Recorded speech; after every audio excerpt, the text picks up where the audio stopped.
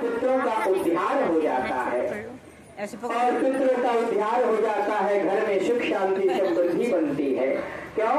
क्योंकि ये तो सब कोई जानता है कि बिना भगवान के कुछ संभव नहीं है और होता उतना है जितना ठाकुर जी चाहते हैं। हमारे तुम्हारे सोचने से कुछ होता भी नहीं है।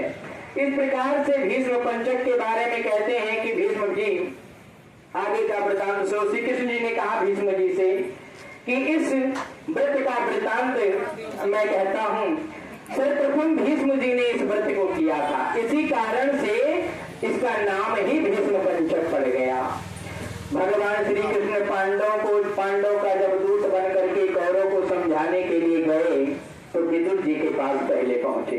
ध्यान देना, विदुर जी के पास, पांडव के पास में गए। जब पांडव का नायक बन करके गए तो विदुर जी के यहाँ गए, दुर्योधन क्या नहीं गए। क्यों?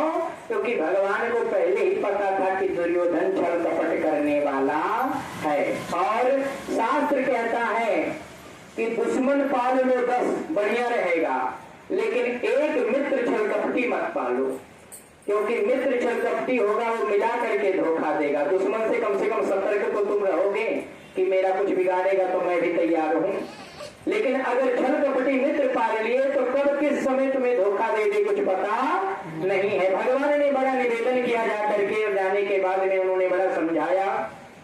भीष्म जी ने इस व्रत को किया था, सारा समाधान सारा नियम बताने के बाद रिजल्ट आप जानते हैं कि भगवान विदुर के यहाँ गए, क्योंकि भगवान तो केवल भाव के भूखे होते हैं। हालांकि दुर्योधन ने प्रयास किया था कि हमारे घर आवेंगे, लेकिन भगवान कहते हैं कि भोजन दो ही प्रकार होता है, या तो खाने वाला बहुत भूखा हो या खिलाने वाले का बहुत प्रेम हो, तभी भोजन किया जा सकता है। अर्थात तीसरा कंडीशन कोई नहीं है।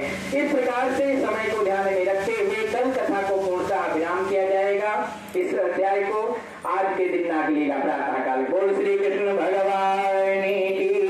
श्री कूल यमुना भेदो आगे, जल में बैठे प्रभु नागे नागिन दोनों बैठे। श्री कृष्ण जी नागिन कहती सुने रे बालक, जाओ यहाँ से भागी, तेरी सूरत देखी मन में नाग मारेगा।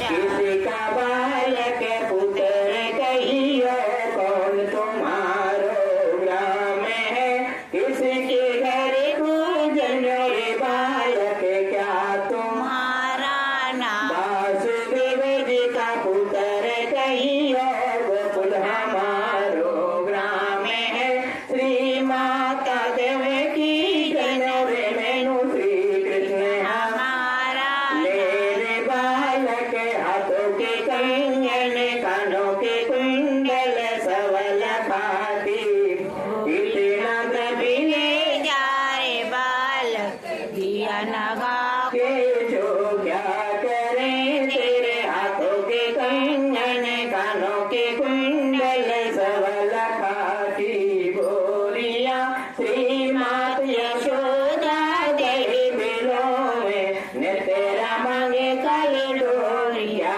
रे बालक